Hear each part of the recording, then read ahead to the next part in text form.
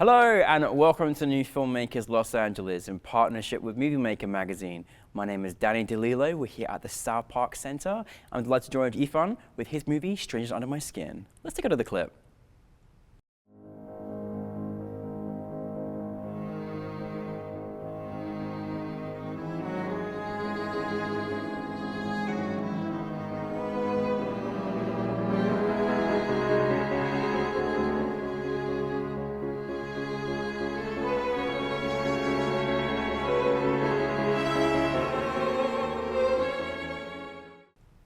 Welcome to the New Filmmakers LA family. We'll never let you go. No, that's it. We'll keep supporting all your films, don't worry. Thank you so much. It was so great to see your film on the big screen yesterday. But for those that haven't seen it, tell us a brief synopsis. Well, the film is about a blind artist who's about to die, unfortunately. And at the last moment of his life, he regains his vision and the joy about his past, about his passion, about his love.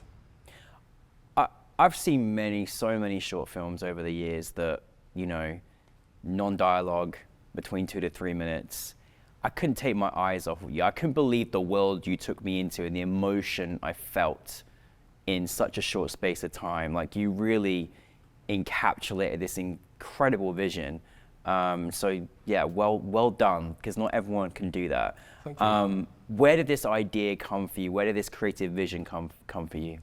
So this entire vision, creativity actually comes from a poem by Alexander Pushkin, a Russian poet.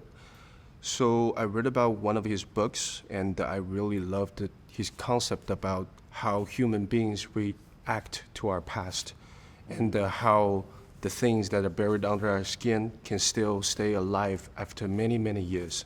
So I want to make a film about memories, about the past, about reminiscing, basically. And I don't want to pull off any dialogue. I want to isolate the character so that we just feel for the protagonist. We're creating for a mood. And we have very powerful shots. Like, cinematography was off the chart. And even the way that you had directed your actor was phenomenal, like the movements and what you captured. You must have had an idea of how you wanted to shoot it, how you wanted it to feel, how you wanted the aesthetic to feel. How was that journey for you?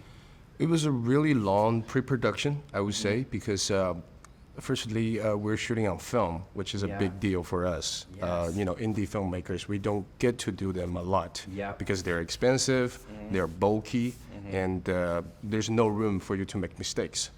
So during the pre-production, I pretty much draw off everything, and I went to the location several times just to plan how these shots gonna look like. And to me, camera is always another character in the film that is invisible. So I want to use the camera movement, I want to use the color, I want to use, you know, the composition to give us a metaphor of, you know, how we should experience this story. Yeah, I mean, you did it so well, and you know, it's not always easy as well working with your actors when there's no dialogue. So how do you work as a director in this? Because I mean, they all gave very powerful performances, but how was that process for you? It's a long journey. So me and the actor, William, shout out to William. Yeah, good job. We spent around like 2 months just to work on the pre-production. So we would meet each other at a coffee shop, we grab a coffee, we grab some bagels, and we just talk about our lives, our past, our stories. I want to join your set. That's amazing. That's a great yes. way to get to know each other as well. Exactly. Yeah. And that way I can let him, you know, basically putting his pressure onto my shoulder because I will take care of the set as a director. So I think that's something I really enjoy doing, especially for the pre-production phase, that you get to meet your actor and you get to, you know each other, you know, quite well. Yeah. Turns out we become good friends. Oh, that's really good. Yeah. Now this location was, I mean, it was a mesmerizing spot you found. Like, tell us about where you shot it. Obviously this, you know, this trailer as well. Like, it was, the whole place was fascinating to watch on the big screen as well. Yeah. So the location was in Santa Clarita, and we just found that there was a broken down trailer. What? Yes, exactly. I think the trailer was built in probably 90s or something like that, and was just left there in the desert for decades. Once you get in, it was like ashes everywhere, spider webs here and there, everything was broken down. I was like, oh my God, I love this place. Yeah. And then I talked to my production designer, how we're gonna set up the little world inside of that.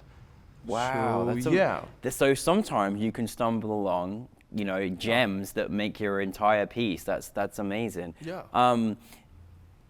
What's this been like for you on this journey, and seeing it on the big screen and that experience? Like, what's the reaction been like with the audience?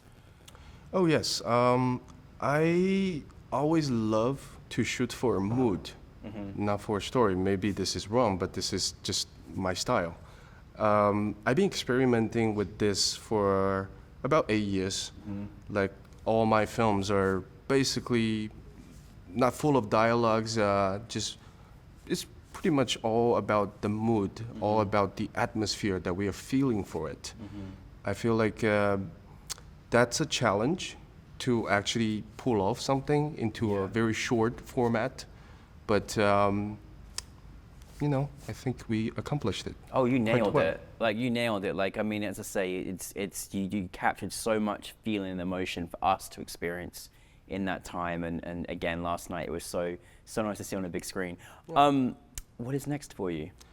So I'm working on a music video that is coming up next month for shoot.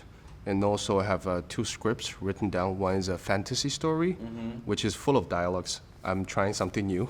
Oh, yeah. Oh, dialogue Right. now? This time? Okay, yeah. Yeah, dialogues now. And I have another long-going feature project that I've been writing the script for about the past 5 years or something like that. And I wish to put it off and actually shoot it in China, the place where I was born. Whereabouts in China? It was in southern part in China. It's called a city called Chengdu, where the giant panda was born. Yes, so I was born in that city, and I kind of want to, you know, discuss the suburban life of, you know, the huge economical change in China. So I wrote the script about a bunch of teenagers that they're exploring this world while they're growing up. So it's kind of like a coming of age story, but there's a little bit crime elements in there. Can you bring it back to us? Like, can't wait for that as well. That's going to be super, super exciting. So excellent. And just finally, any advice that you go by as a filmmaker? Firstly, I can tell you, so this amazing thing that you're wearing today, right, you use that on set, right? Oh, yes. Yeah, Of course. so carrying all your different things. So look, carrying your tools and things, I just love it. I think it's amazing. I just Thank feel you. like it's such a helpful thing to have as a filmmaker as well, isn't it, when you're on set? Absolutely, yes. But do you have any advice that you go by, you can share with other filmmakers that's important to you? The most important or the most valuable idea or advice that I've been getting for the past 8 years is that you have to know what you want. You know, I love that you said that, because that's clear in what your vision was in the film, because you gave us such a clear, crystal clear experience. So, and that's because of that. So, Yep, absolutely. thank you so much. So glad to have you part of our family now, and looking forward, and best wishes for your next project, okay? Absolutely. Thank you so much for the inclusion. Thank you very much. Strange under my skin.